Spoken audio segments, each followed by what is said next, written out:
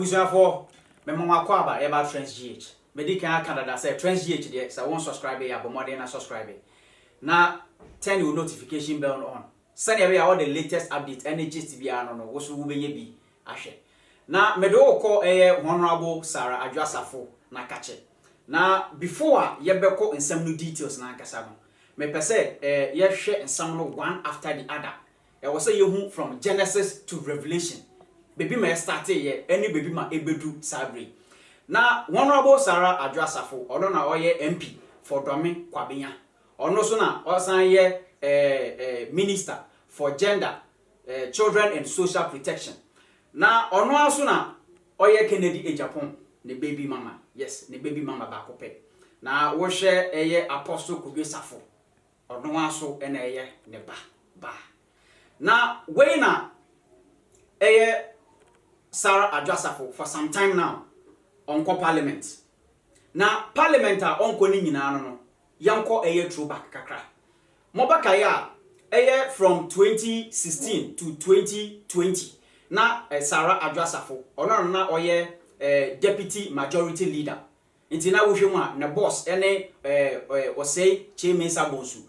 Na we na amafo ekase no wo hwe Adwoa Safo a sanana okasafa na enkoyie na we no moto aba 2020 no Adwoa Safo nani eda so say eja deputy majority leader no wa bossa position ho no sabi so ye player pa dia na ko no o chengoro kante we defend ho ni yi pa intino o expect say na nado we ye rumodo sana na amafo ka o expect say na nado obobo na baso na wabeye majority leader na nkasa na wohwemu a oyi oseche mensa gonsu efio na we na nado position no eba hero we yi Adwoa Safo Sulia pa enye Sulia ketwa na we na Adwoa Safo etina asidin o say sesi a no wa ma me sa position na meso no there is no way a parliament wo no meba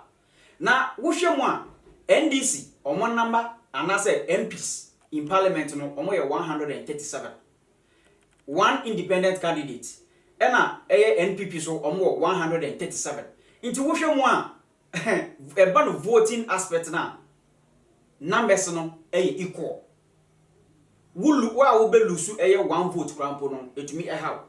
Na we na amafo kese Adwoa Safo parliament a onko ni nyina no na nado any NPP gurus no omuntumi enkahwe enkere Adwoa Safo adan a esan se Kennedy e Japan Adwoa Safo ene no wo bibiye ni ntino anase oye ni baby daddy wati ase ni baby daddy ntino Kennedy e Japan wa ma Adwoa Safo aye untouchable na we na Kennedy e Japan o grant interview no de chire mo say there is no way ame maka say Adwoa Safo manemba parliament.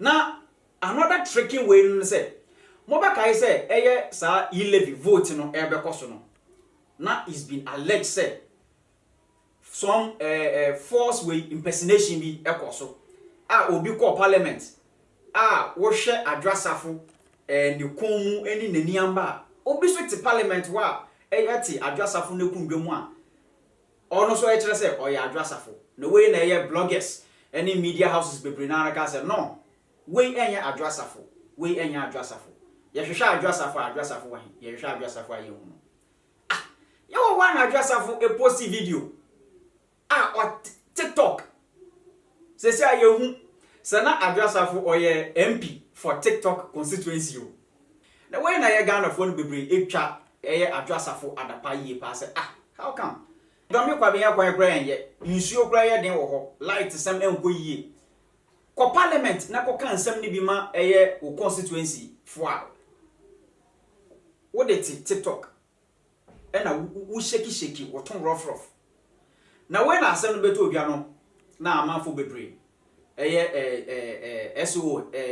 COS for omo a ekasa ebem omo kasa empu a epu omo ka che na Adwoa say the best thing obey na say Adwoa Safo on sack no because Adwoa Safo why no say or sabotage the Nado government no Me a member parliament. Meswa will be no bit me asake me. Now when I embra and I'm a journal na another interesting story is say what share time wa sa press release we eba bontena amafo re ka say na do ene ko jo pon kroma sabi say mo be sake Adwoa Safo a ade na mo ya na no pa na say wia Ghana fo ye yina no ye betumi akasa bi afa ho na anadwo 10 bet say 8 9 10 mu ho no na we release sa press we na letter no trans gh yempa hearsay ake ye call nanado nankasa presidency omo page eda ho ye call Ministry of Information kojo upon enkroma na kache ebo ho na yanko letter nankasa a omo release ye ho yanko letter no eso we Communications Directorate, Jubilee House, Accra, for immediate release. Well, with date now 28 July 2022. Head no, revocation of Honorable Sarah Adwoa Safo's appointment. Afi me be poto ewo brofumu. Me wi a na me say chi no ye de be ko ye ho kakra. I say in accordance with in accordance with Article 81A of the Constitution, the President of the Republic, Nana Addo Akufo-Addo, has revoked the appointment of Honorable Sarah Adwoa Safo, Member of Parliament for Dome Kwabenya, as Minister for Gender, Children and Social Protection with immediate effect. The Minister for Sanitation and Resources, Madam Cecilia Abena-Dapaah, will continue to act as caretaker Minister for the Ministry of Gender, Children and Social Protection until such a time that President Akufo-Addo appoints a substantive minister. Signed, Eugene Ahim, Director of Communication, Office of the President. Asamaba. Yes. Moi mo kese Adwoa Safo. Oye untouchable no. Adwoa Safo oye touchable by Nana Addo Akufo-Addo. Kuku the traveler. Addo gagai. What you say? Letter no me poto ewo twi mu a. Sarah Adwoa Safo. Nana Addo kira. Impempre pa de ohia no as gender minister bio. Onko TikTok na onko so him nempa na wa point Cecilia Abena-Dapaah ono na CCA oye Minister for Water, Sanitation and Water Resources. Yes, eba na ye nsusam so na dia ono na ohwe so ono na Nana Addo Akufo-Addo wa point no as caretaker.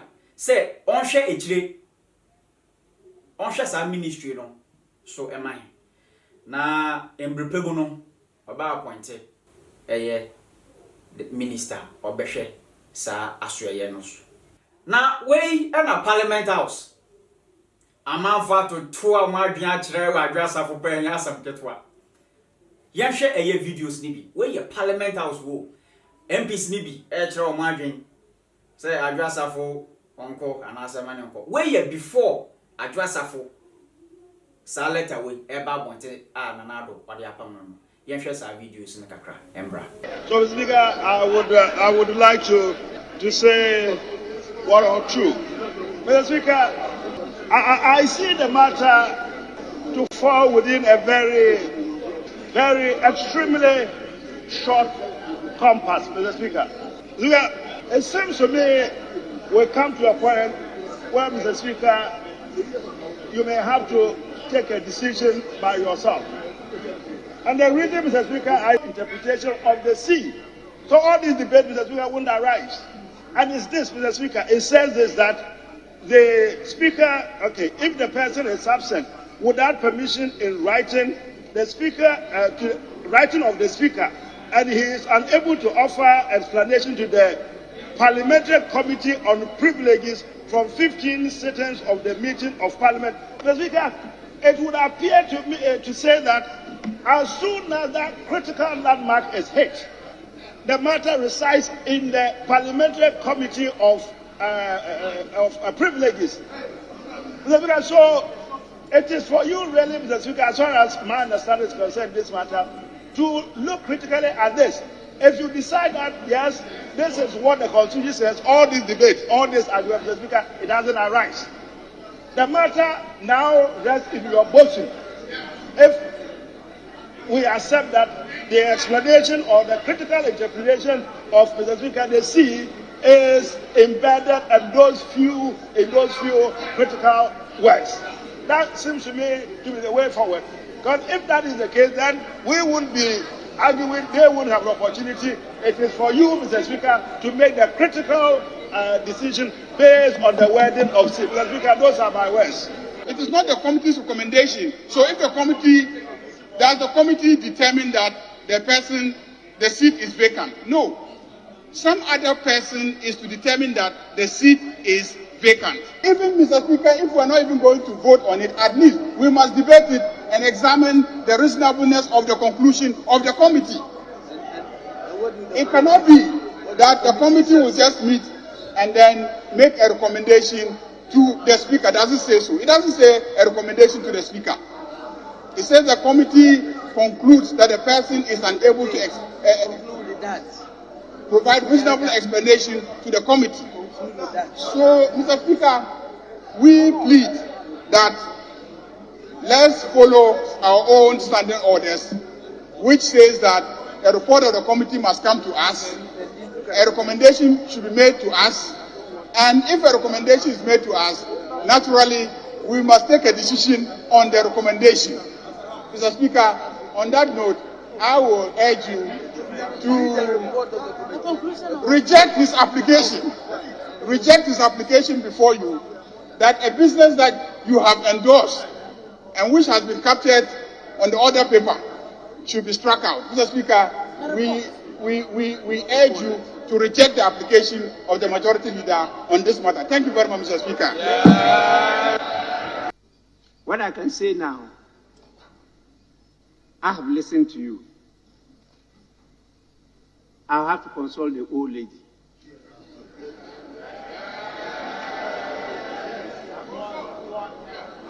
I am going to consult the old lady just now, and then you will also have to listen to me. And so just give me 2 minutes. I'm consulting the old lady.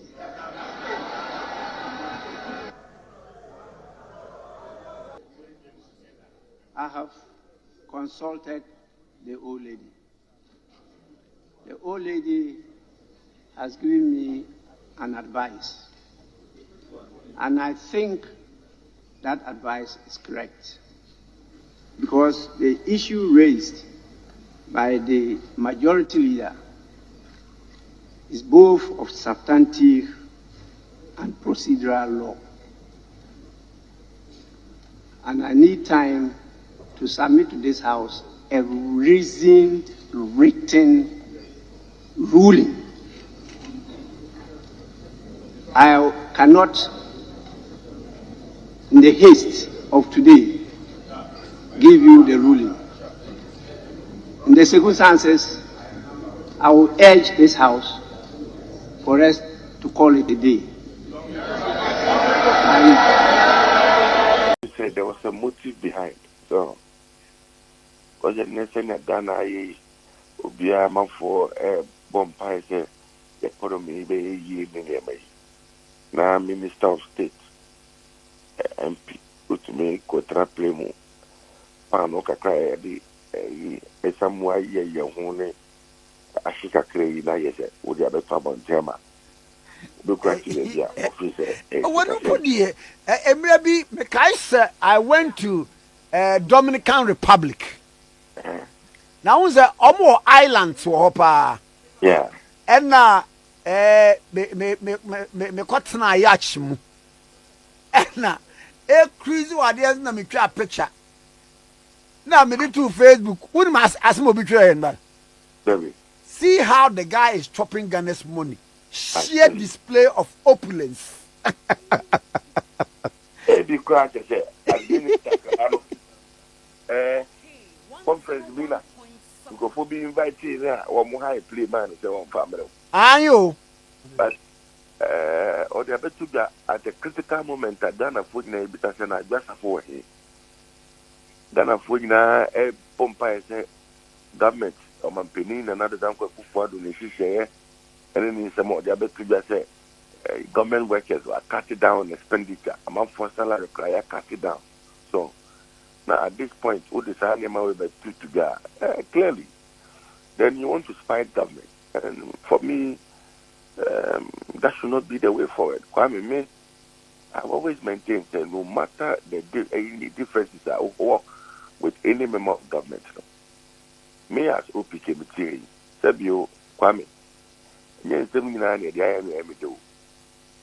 but at all times, no, we should look at the supreme interest of the party.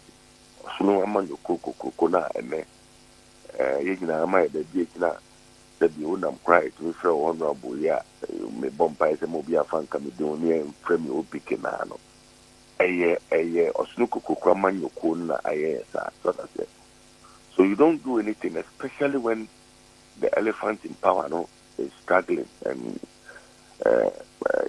finding ways to normalize things for Chroma. It's just a media question, I said, yeah, will be the being bizarre. So for me, this decision by the president, no, it's a very bold one and go a long way to help us. And also, Buano or the Limuno person, or this time, it's a liberty to sit in a lot of planes and take pictures and post on social media. But what to say so about me, my son, meet you. Near Yamana Kwaba. My double. Now, Adwoa. Sarah Adwoa Safo, yes, MP for Domi Kwabenya. I was somewhat here, say, ni ministry no, and on my Jeffrey Nisem, but CCA, ya can say, or that's so a MP for Domi Kwabenya.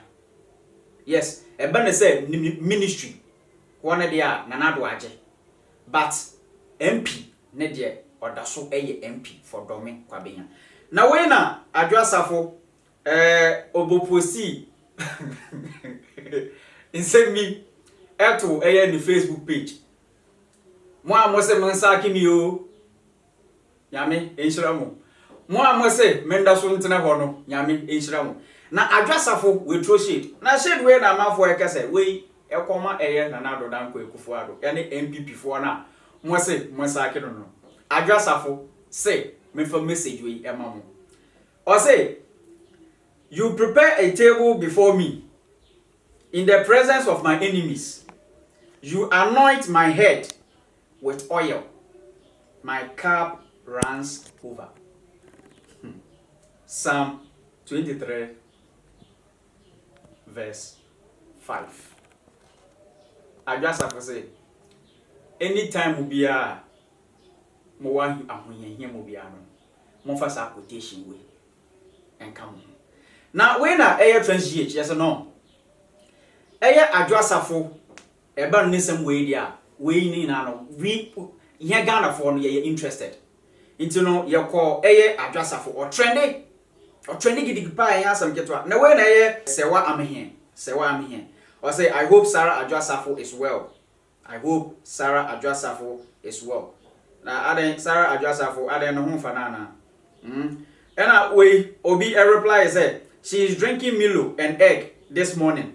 Dear, let's think about ourselves. Yes, baby. Oh, my understanding of Kono, if you show how to me, and go on, sir. And also say, you know, sometimes we have to be serious in GH small. You can come TikTok to dance, sing, but can't respond to duties without at least giving verbal excuses.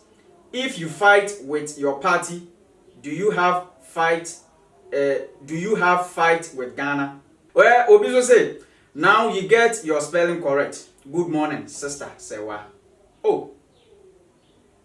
Now, we some interesting comments be a man for so share social media gidi. Adwoa Safo air trendy number 2. Now one subscribe here. But more than so subscribe. Turn the notification icon and as a bell on. Send all the latest updates we are on. Also, Ubenyebi. Ashe. Macra.